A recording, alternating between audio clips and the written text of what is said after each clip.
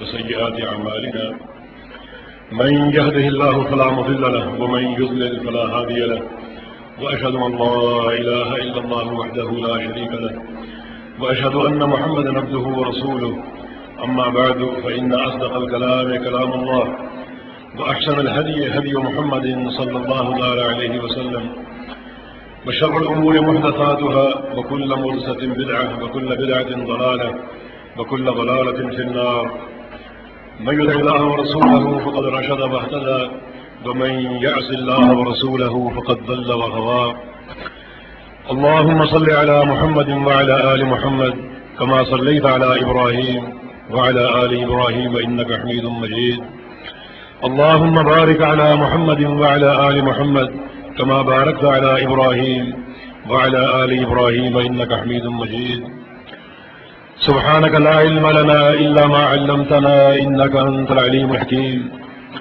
رب اشرح لي صدري ويسر لي أمري واحلل عقدة من لساني يفقهوا قولي أما بعد فقد قال الله سبحانه وتعالى أعوذ بالله من الشيطان الرجيم من همزه ونفخه ونفسه بسم الله الرحمن الرحيم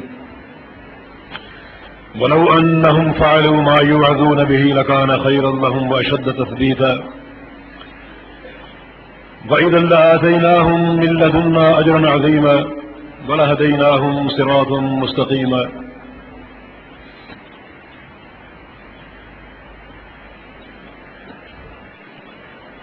معزز علماء کرام، سامعین حضرات، السلام علیکم ورحمۃ اللہ وبرکاتہ۔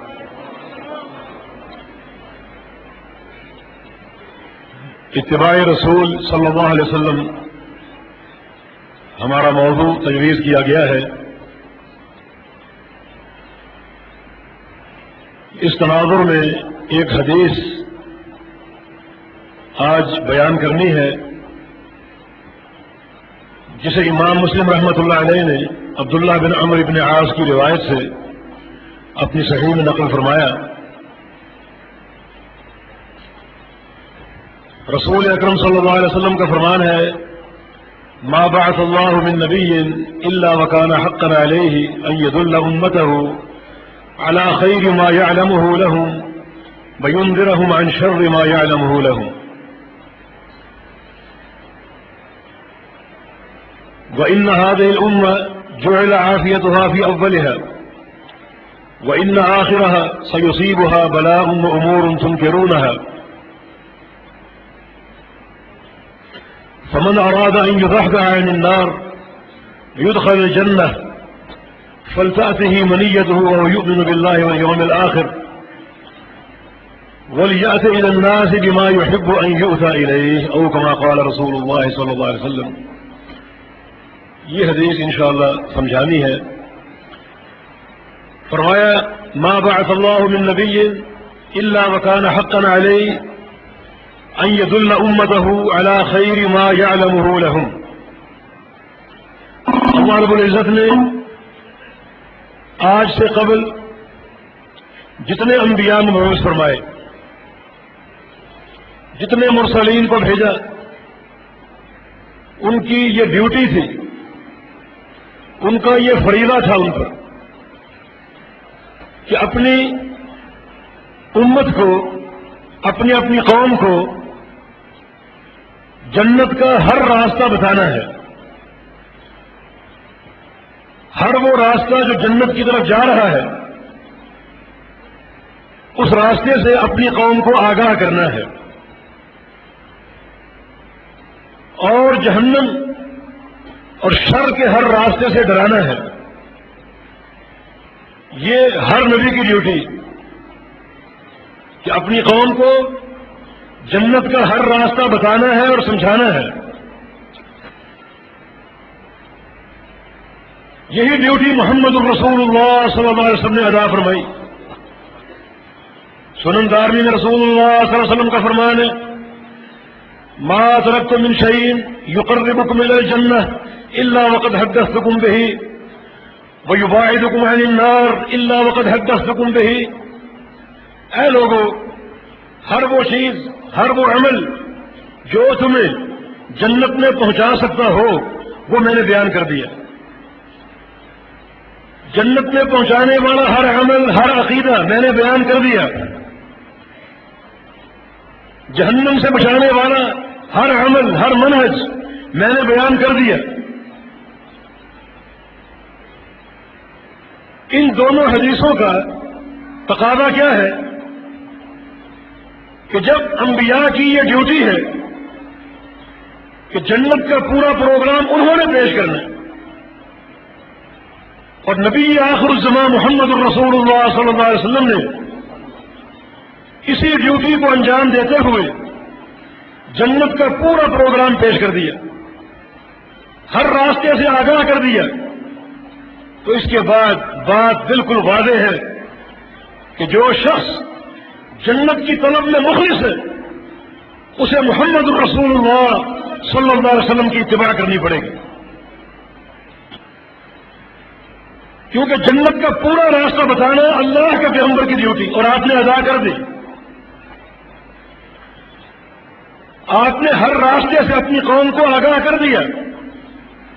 اب جو شخص جنت چاہتا ہے، اللہ کی رضا چاہتا ہے، اسے اللہ کے پیغمبر کے دیے ہوئے پروگرام پر اتفاق کرنی پڑے گی.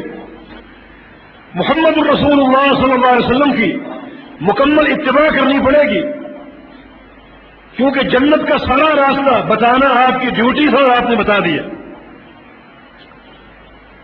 اور اس کا واضح معنی یہ ہے کہ جو شخص اللہ کے پیغمبر کی اتباع نہیں کرتا بلکہ ایسے امور اختیار کرتا ہے جو اتباع رسول کے منافی ہے، تو گویا وہ جنت کی طلب میں مخلص نہیں، وہ جنت نہیں چاہتا.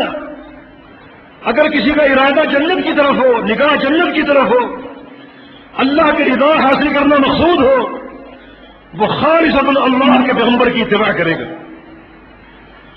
اس کے سامنے اور کوئی راستہ نہیں ہوگا، کیونکہ باقی تمام راستے باطل ہیں.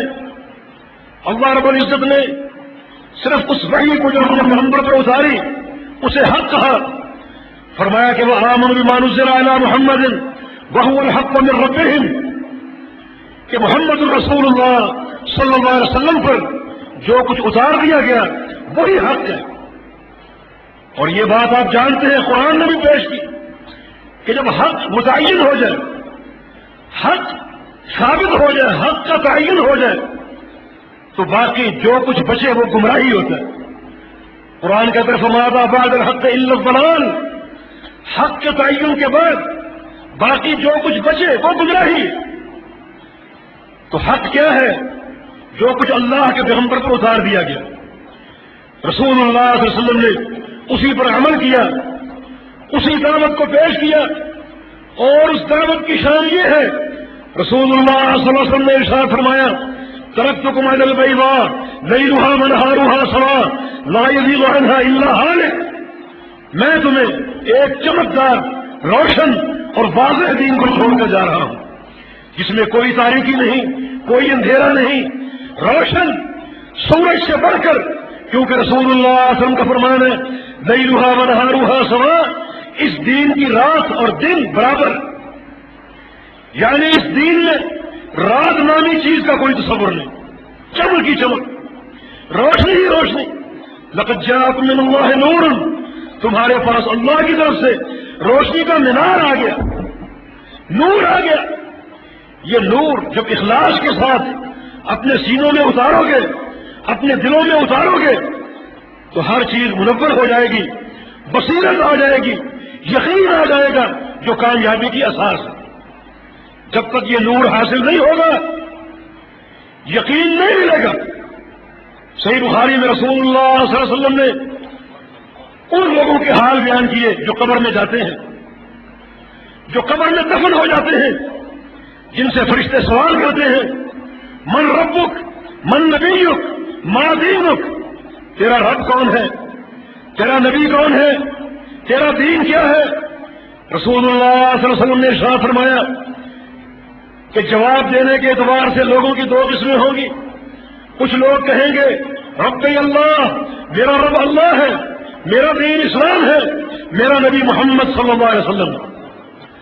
فرشتے کیا کہیں گے؟ شاباش، اگر یقین کنت وعلیہ مت وعلیہ تبعث یوم القیامہ. تیری پوری زندگی یقین پر گزری. یقین